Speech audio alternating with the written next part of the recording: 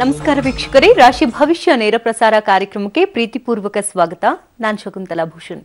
ವೀಕ್ಷಕರೇ, ವಿಳಂಬಿ ನಾಮ ಸಂವತ್ಸರ ಮುಗಿತಾ ಇದೆ, ಹೊಸದೊಂದು ಸಂವತ್ಸರ ಶುರುವಾಗ್ತಾ ಇದೆ. ಈ ಸಂವತ್ಸರ ಯಾವ ರಾಶಿಗೆ ಶುಭ, ಯಾವ ರಾಶಿಗೆ ಅಶುಭ, ಹಾಗೆ ಪ್ರಕೃತಿ ಮೇಲೆ ಆಗುವಂತಹ ಪರಿಣಾಮಗಳೇನು, ಎಲ್ಲದರ ಬಗ್ಗೆ ಸಂಕ್ಷಿಪ್ತವಾಗಿ ಮಾಹಿತಿಯನ್ನು ತಿಳಿಸೋದಕ್ಕೆ ನಮ್ಮ ಜೊತೆಗಿದ್ದಾರೆ ಎಂದಿನಂತೆ ಖ್ಯಾತ ಜ್ಯೋತಿಷಿಕಾರರು ಆಗಿರ್ತಕ್ಕಂಥ ಶ್ರೀ ಶ್ರೀ ರೇಣುಕಾರಾಧ್ಯ ಗುರುಜಿಗಳು. ಬನ್ನಿ ಕಾರ್ಯಕ್ರಮಕ್ಕೆ ಸ್ವಾಗತಿಸೋಣ. ಗುರುಗಳೇ, ಕಾರ್ಯಕ್ರಮಕ್ಕೆ ಸ್ವಾಗತ. ಓಂ ಶ್ರೀ ಸತ್ ಉಪಾಸಿಯೇ ನಮಃ. ನಮಸ್ತೆ ಅಸ್ತು ಭಗವಾನ್ ವಿಶ್ವೇಶ್ವರಾಯ ಮಹಾದೇವಾಯ ತ್ರಯಂಬಕಾಯ ತ್ರಿಪರಾಂತಕಾಯ ತ್ರಿಕಾಗ್ನಿಕಾಲಾಯ ಕಾಲಾಗ್ನಿರುದ್ರಾಯ ನೀಲಕಂಠಾಯ ಮೃತ್ಯುಂಜಯಾಯ ಸರ್ವೇಶ್ವರಾಯ ಸದಾಶಿವಾಯ ಶ್ರೀಮನ್ಮಹಾದೇವಾಯ ಶಂಭವೇ ನಮಃ. ಗುರುಗಳೇ, ಆ ಟಾಪಿಕ್ ಬಗ್ಗೆ ಆಮೇಲೆ ತಿಳ್ಕೊಳ್ಳೋಣ. ಅದಕ್ಕೂ ಮುಂಚೆ ವೀಕ್ಷಕರು ಕಾಯ್ತಾ ಇರ್ತಾರೆ ಇವತ್ತಿನ ದ್ವಾದಶ ರಾಶಿಗಳ ಫಲಾಫಲ ಹೇಗಿದೆ ಅಂತ. ಮೊದಲಿಗೆ ಆ ವಿಚಾರಗಳ ಬಗ್ಗೆ ತಿಳಿಸ್ಕೊಳ್ಳಿ. ಇಲ್ಲಿ ವಿಶೇಷವಾಗಿ ರಾಶಿ ಫಲಗಳನ್ನು, ಯುಗಾದಿ ರಾಶಿ ಫಲಗಳನ್ನು ಶನಿವಾರ ದಿವಸ ಕೊಡ್ತಕ್ಕಂಥ ಒಂದು ಪ್ರಯತ್ನ.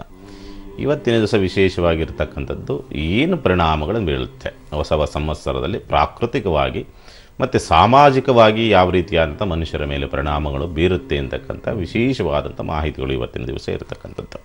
ಇಲ್ಲಿ ಬಹಳ ಮುಖ್ಯವಾಗಿ ಅದನ್ನು ಆಮೇಲೆ ನೋಡೋಣ.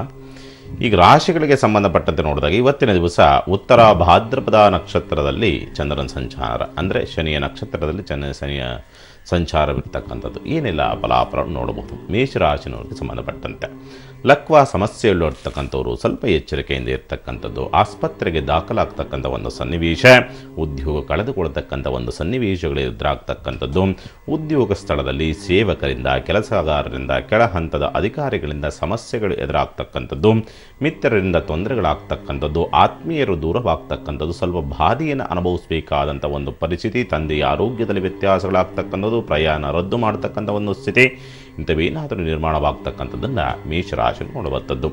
ಓಂ ಶಂ ಶನೈಶ್ಚರಾಯ ನಮಃ ಈ ಒಂದು ಮಂತ್ರವನ್ನು ಜಪಿಸೋದ್ರಿಂದ ದೋಷ ಪ್ರಮಾಣ ಕಡಿಮೆಗೆ ಇನ್ನಷ್ಟು ಒಳ್ಳೆಯ ಫಲವನ್ನು ನೀವು ನೋಡ್ಬೋದು. ಇನ್ನು ವೃಷಭ ರಾಶಿ, ದಾಂಪತ್ಯದಲ್ಲಿ ಸಮಸ್ಯೆಗಳು, ಪರಸ್ಪರ ನಿಂದನೆ ಮಾಡಿಕೊಳ್ತಕ್ಕಂಥ ಒಂದು ಸಾಧ್ಯತೆಗಳು, ಅಪಮಾನ ಅಪಗೌರವಕ್ಕೆ ಪಾತ್ರರಾಗ್ತಕ್ಕಂಥದ್ದು, ದುಶ್ಚಟಗಳು ಅಧಿಕವಾಗ್ತಕ್ಕಂಥದ್ದು, ವಿಕೃತ ಭಾವನೆ, ಆಸೆ ಆಕಾಂಕ್ಷೆಗಳಿಗೆ, ಪ್ರೀತಿ ವಿಶ್ವಾಸಗಳಿಗೆ ಬಲಿಯಾಗ್ತಕ್ಕಂಥ ಒಂದು ಸಾಧ್ಯತೆಗಳು, ಉದ್ಯೋಗದಲ್ಲಿ ಉತ್ತಮ ಅವಕಾಶಗಳು ಬರ್ತಕ್ಕಂಥದ್ದು, ಪ್ರಾಪ್ತಿಯಾಗ್ತಕ್ಕಂಥದ್ದು, ಕೊನೆಯ ಗಳಿಗೆಯಲ್ಲಿ ಸಿಗ್ತಕ್ಕಂಥ ಒಂದು ಸಂಭವಗಳು ಸ್ವಲ್ಪ ಕಡಿಮೆ. ಏನು ಸ್ವಯಂಕೃತ ಅಪರಾಧದಿಂದ ಬಂದಂಥ ಅವಕಾಶವನ್ನು ಕೈತಪ್ಪಿಕೊಳ್ತಕ್ಕಂಥದ್ದನ್ನು ವೃಷಭ ರಾಶಿ ನೋಡುವಂಥದ್ದು. ವಯೋವೃದ್ಧರಿಗೆ ಕೈಲಾದ ಸಹಾಯವನ್ನು ಮಾಡೋದ್ರಿಂದ ದೋಷ ಪ್ರಮಾಣ ಕಡಿಮೆಗೆ ಇಷ್ಟು ಒಳ್ಳೆಯ ಫಲವನ್ನು ನೀವು ನೋಡ್ಬೋದು. ಇನ್ನು ಮಿಥುನ ರಾಶಿ, ಶತ್ರುಕಾಟಗಳು ಅಧಿಕವಾಗ್ತಕ್ಕಂಥದ್ದು, ಸ್ಥಿರಾಸ್ತಿ ವಾಹನಗಳಿಂದ ಕೂಟು ಮೆಟ್ಟಿಲಿರಬೇಕಾದಂಥದ್ದು, ಉದ್ಯೋಗ ಸ್ಥಳದಲ್ಲಿ ವಾಗ್ವಾದ ಕೇಳಿತಕ್ಕಂಥ ಒಂದು ಸಂದರ್ಭಗಳು ಬರುವಂಥದ್ದು, ಎಣ್ಣೆ ಆಹಾರ ಪದಾರ್ಥಗಳಿಂದ ಆರೋಗ್ಯದಲ್ಲಿ ಏರುಪೇರುಗಳನ್ನು ನೋಡ್ತಕ್ಕಂಥ ಒಂದು ಸಾಧ್ಯತೆಗಳು, ಸೇವಕರಿಂದ ಸಮಸ್ಯೆಗಳನ್ನು ಅನುಭವಿಸ್ತಕ್ಕಂಥದ್ದು, ಗೌರವಕ್ಕೆ ಚ್ಯುತಿಯಾಗ್ತಕ್ಕಂಥದ್ದನ್ನು ಮಿಥುನ ರಾಶಿ ನೋಡುವಂಥದ್ದು. ಬೆಂಡೆಕಾಯಿಯನ್ನು ದಾನ ಮಾಡೋದ್ರಿಂದ ದೋಷ ಪ್ರಮಾಣ ಕಡಿಮೆಗೆ ಇಷ್ಟು ಒಳ್ಳೆಯ ಫಲವನ್ನು ನೀವು ನೋಡ್ಬೋದು. ಇನ್ನು ಕಟಕ ರಾಶಿ, ಪಾಲುದಾರಿಕೆಯಲ್ಲಿ ನಷ್ಟಗಳು, ಸಂಗಾತಿಯಿಂದ ಅಧಿಕ ಖರ್ಚುಗಳು ಬರ್ತಕ್ಕಂಥದ್ದು, ಮಕ್ಕಳ ವಿದ್ಯಾಭ್ಯಾಸದಲ್ಲಿ ತೊಡಗು, ಮಕ್ಕಳಿಂದ ಅಪಮಾನ ಅಪನಿಂದನೆ ನೋವನ್ನು ಅನುಭವಿಸ್ತಕ್ಕಂಥ ಸಾಧ್ಯತೆಗಳು, ಪ್ರೀತಿ ವಿಶ್ವಾಸ ಪ್ರೇಮ ಭಾವನೆಗಳಿಗೆ ಪೆಟ್ಟು ಬೀಳ್ತಕ್ಕಂಥ ಒಂದು ಸನ್ನಿವೇಶ, ದ್ವಿಚಕ್ರ ವಾಹನಗಳಿಂದ ಸಮಸ್ಯೆಗಳು ಎದುರಾಗ್ತಕ್ಕಂಥದ್ದನ್ನು ಕಟಕ ರಾಶಿ ನೋಡುವಂಥದ್ದು.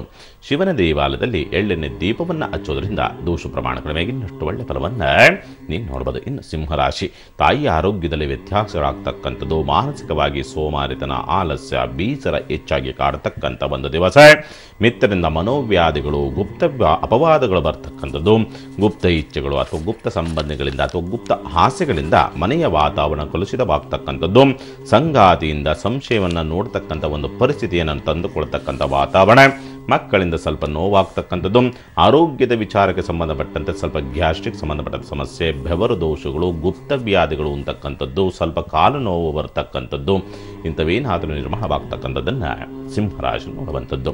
ಎಳ್ಳೆಣ್ಣೆಯಲ್ಲಿ ಕರಿದಂತಹ ವಸ್ತುವನ್ನು ದಾನ ಮಾಡೋದ್ರಿಂದ ದೋಷ ಪ್ರಮಾಣ ಕಡಿಮೆಗೆ ಇಷ್ಟು ಒಳ್ಳೆಯ ಫಲವನ್ನು ನೀವು ನೋಡ್ಬೋದು. ಇನ್ನು ಕನ್ಯಾ ರಾಶಿ, ಉದ್ಯೋಗ ಬದಲಾವಣೆಗೆ ಉತ್ತಮ ಅವಕಾಶಗಳು ಪ್ರಾಪ್ತಿಯಾಗುವಂಥದ್ದು, ವಿದೇಶಕ್ಕೆ ಹೋಗ್ತಕ್ಕಂಥ ಕನಸು ಕೈಗೂಡ್ತಕ್ಕಂಥ ಒಂದು ಸಾಧ್ಯತೆ, ನಿಂತು ಹೋದಂತಹ ಹಳೆಯ ಕೆಲಸ ಕಾರ್ಯಗಳು ಚಾಲ್ತಿಗೆ ಬರ್ತಕ್ಕಂಥ ಒಂದು ವಾತಾವರಣ, ಕಾಲು ನೋವು, ಗ್ಯಾಸ್ಟ್ರಿಕ್, ಚರ್ಮದುರಿಕೆ, ರಕ್ತದೋಷ, ಮಂದತ್ವ, ಬೆನ್ನು ನೋವು, ಬಾಲಗ್ರಹ ದೋಷಗಳು ಹೆಚ್ಚಾಗಿ ಕಾಡ್ತಕ್ಕಂಥದ್ದನ್ನು ಕನ್ಯಾ ರಾಶಿ ನೋಡುವಂಥದ್ದು.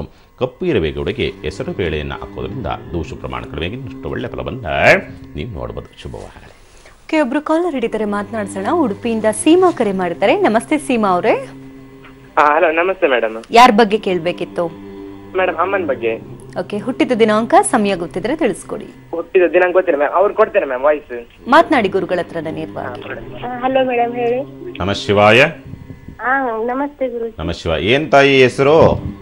ಸೀಮಾ ಅಂತ ಗುರುಜಿ. ಏನ್ ಮಾಡ್ಕೊಂಡಿದೀಯವ? ನಾನು ಫ್ಯಾಕ್ಟ್ರಿಗೆ ಹೋಗ್ತೇನೆ ಸರ್. ಎಲ್ಲಿಂದ ಕರೆ ಮಾಡ್ತಾರದು? ಉಡುಪಿಯಿಂದ ಸರ್, ಉಡುಪಿ ಜಿಲ್ಲೆ ಕಾರ್ಕಳ ತಾಲೂಕು. ಆಗಲಿ ತಾಯಿ. ನಿಮ್ಮ ಸ್ವರವನ್ನ ಆಧಾರವಾಗಿ ತೆಗೆದುಕೊಂಡು ನೋಡಿದಾಗ ಸುಮಾರು ಯಾಕೋ 3-4 ವರ್ಷದಿಂದ, ಮೊದಲಿಂದಲೂ ಕೂಡ ಒಂದಲ್ಲ ಒಂದು ರೀತಿಯ ಸಮಸ್ಯೆ ಇದ್ದ 3-4 ವರ್ಷಗಳಿಂದ ಈಚೆಗೆ ನೆಮ್ಮದಿಗಳು ಅಂತಕ್ಕಂಥದ್ದು ಯಾವುದೇ ಕಾರಣಕ್ಕೂ ಒಂದು ಸಣ್ಣ ವಿಚಾರದಲ್ಲೂ ಕೂಡ ಕಂಡು ಬರ್ತಾ ಇಲ್ಲ ಅಂತಕ್ಕಂಥ ಒಂದು ಪರಿಸ್ಥಿತಿ.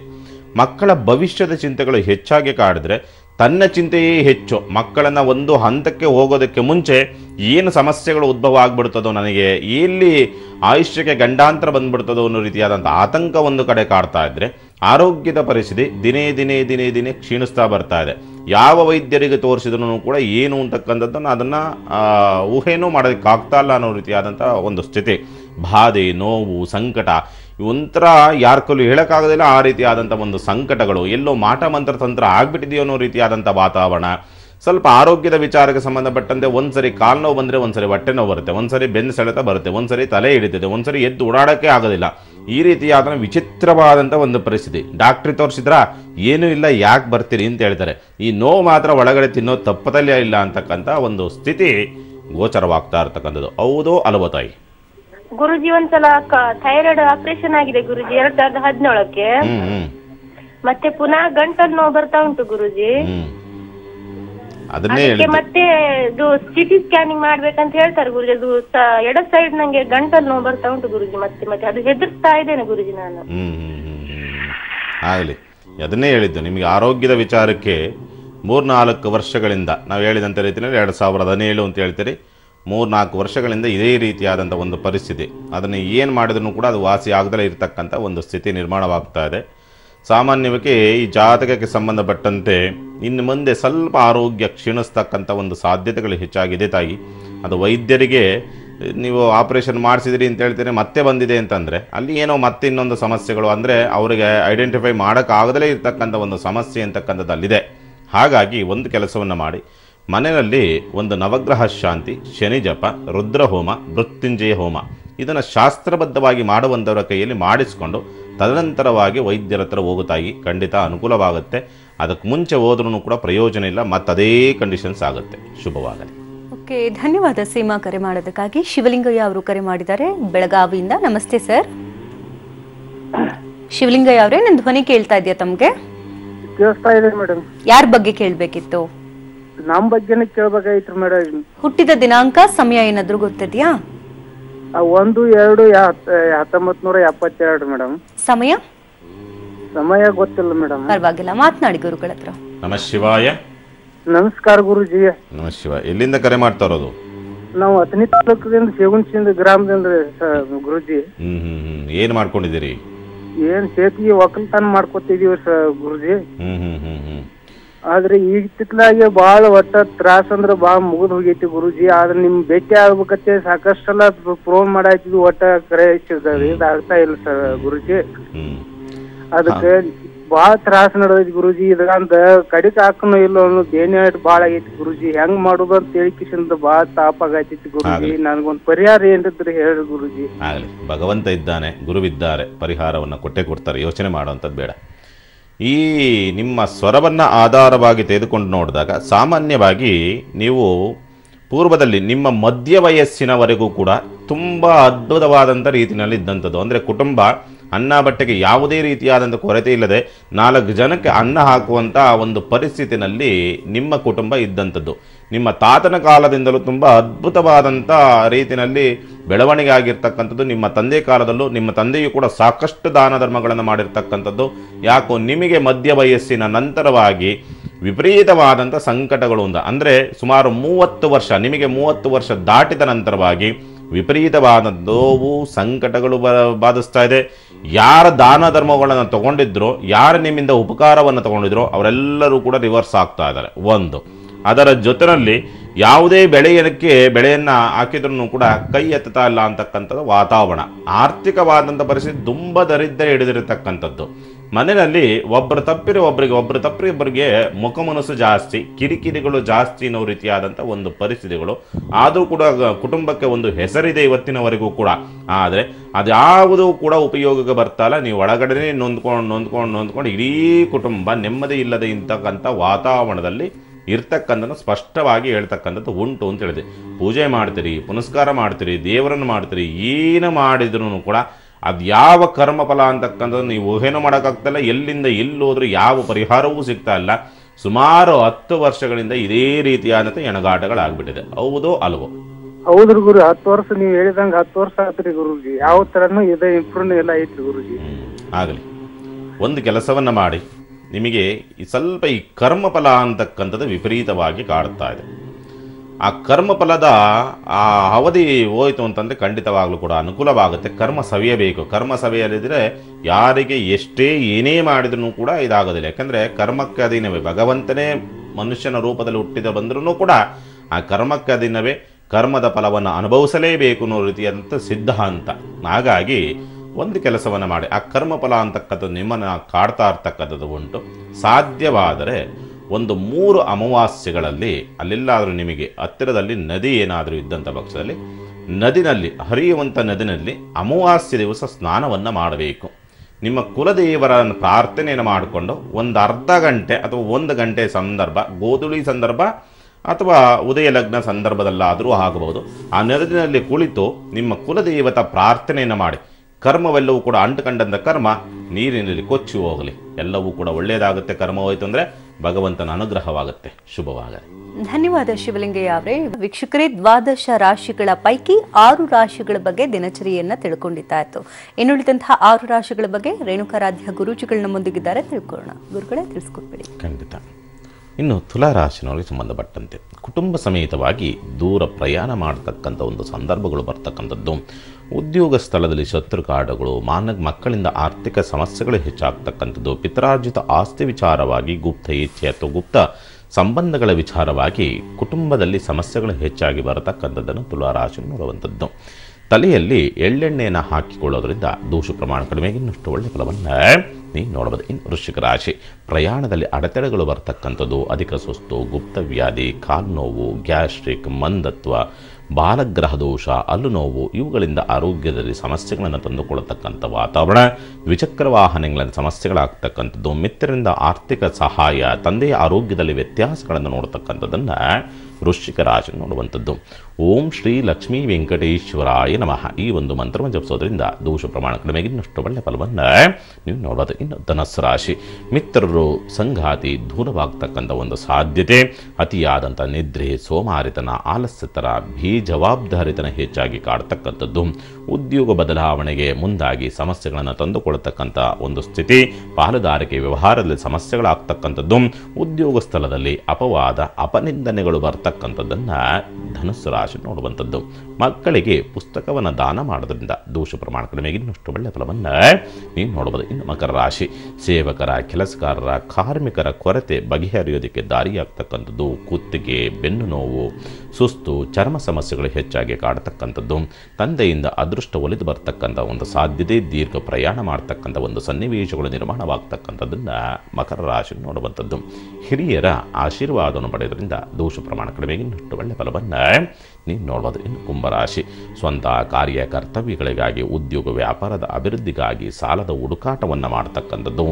ವಾಹನ, ಹಳೆಯ ವಸ್ತು, ಯಂತ್ರೋಪಕರಣಗಳು ಅಥವಾ ಮನೆಯ ದುರಸ್ತಿಗಾಗಿ ಅಧಿಕ ಖರ್ಚು ಮಾಡ್ತಕ್ಕಂಥ ಒಂದು ಸಾಧ್ಯತೆಗಳು. ಬರವಣಿಗೆಯಲ್ಲಿ ವ್ಯತ್ಯಾಸಗಳಾಗಿ ಉದ್ಯೋಗದಲ್ಲಿ ಸಮಸ್ಯೆಗಳು ಎದುರಾಗ್ತಕ್ಕಂಥದ್ದು. ಸ್ವಲ್ಪ ಜಾಗ್ರತೆಯಿಂದ ವ್ಯವಹರಿಸ್ತಕ್ಕಂಥದ್ದು ಕುಂಭರಾಶಿ ಆಗಿರುವಂಥದ್ದು. ಕುಲದೇವತೆಗೆ ರುದ್ರಾಕ್ಷಿ ಮತ್ತು ತುಳಸಿಯಿಂದ ಪೂಜೆಯನ್ನು ಅರ್ಪಿಸೋದರಿಂದ ದೋಷ ಪ್ರಮಾಣ ಕಡಿಮೆಗೆ ಇನ್ನಷ್ಟು ಒಳ್ಳೆಯ ಫಲವನ್ನು ನೀವು ನೋಡ್ಬೋದು. ಇನ್ನು ಮೀನರಾಶಿ, ಮಕ್ಕಳ ಆರೋಗ್ಯದಲ್ಲಿ ವ್ಯತ್ಯಾಸ. ಪುಟ್ಟ ಮಕ್ಕಳಿಗೆ ಬಾಲಗ್ರಹ ದೋಷಗಳು ಬರ್ತಕ್ಕಂಥದ್ದು. ಸಂಗಾತಿಯಿಂದ ಹಳೆಯ ವಸ್ತುಗಳ, ವಾಹನದ ರಿಪೇರಿಗಾಗಿ ಅಧಿಕ ಖರ್ಚು. ತಂದೆಯೊಡನೆ ಬೇಸರವಾಗ್ತಕ್ಕಂಥ ಒಂದು ಘಟನೆಗಳು ನಡೀತಕ್ಕಂಥದ್ದು. ವಿದೇಶದಲ್ಲಿ ಅದೃಷ್ಟ ಒಲಿದು ಬರ್ತಕ್ಕಂಥದ್ದು. ಅಂಥವನ್ನು ಉಪಯೋಗಿಸಿಕೊಳ್ತಕ್ಕಂಥದ್ದು ಬಹಳ ಒಳಿತು ಮೀನರಾಶಿ ಆಗಿರುವಂಥದ್ದು.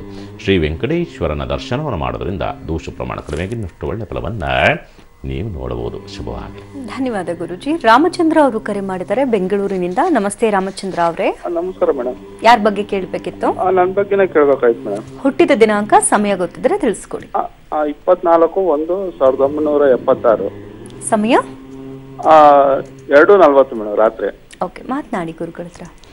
ನಮಃ ಶಿವಾಯ. ನಮಸ್ಕಾರ ಮೇಡಮ್ ಸರ್. 24ನೇ ತಾರೀಕು ನೈಟು 12 ಗಂಟೆ ಆದ್ಮೇಲೆ. ಹೌದೌದು ಸರ್, 2:40ಕ್ಕೆ. ಅಂದ್ರೆ 25ನೇ ತಾರೀಕು ಬರ್ತದ ಅದು? ಅಲ್ಲ 23 ನೈಟ್ ನಮ್ಗೆ. ಅದನ್ನೇ ನಾವು ಕೇಳ್ತಾ ಇರೋದು. 24 ಬೀಳ್ತದೆ. ಆಗ್ಲಿ. ಎಲ್ಲಿಂದ ಕರೆ ಮಾಡ್ತಾ ಇರೋದು? ಇಲ್ಲ, ಬೆಂಗಳೂರಿಂದ ಸ್ವಾಮಿ. ಆಗ್ಲಿ.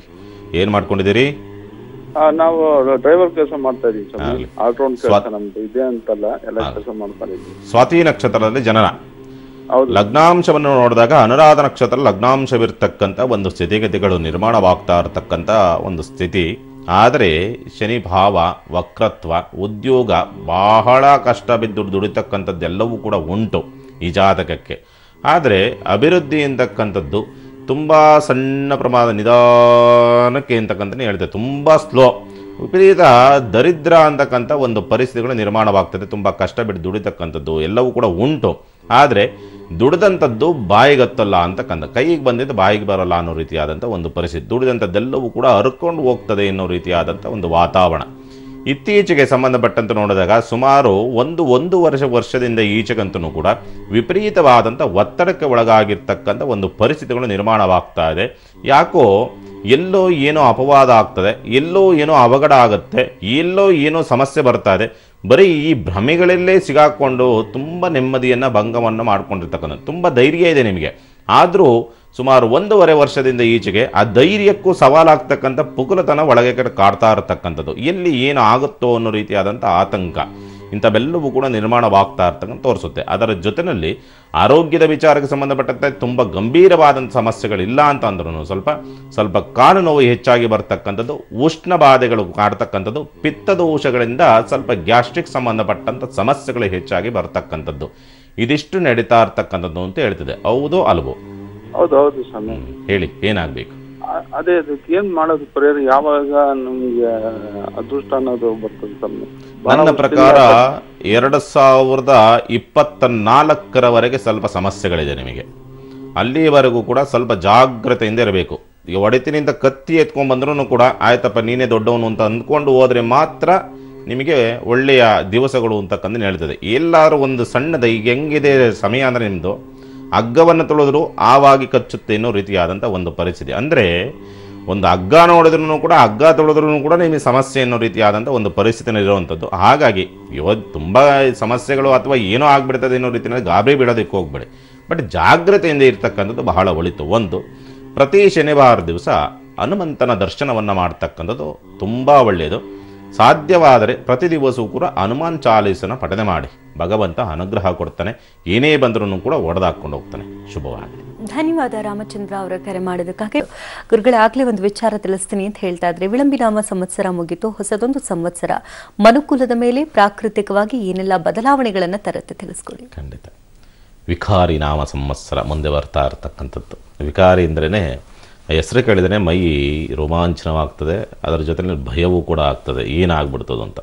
ವಿಕಾರಿಯೇ.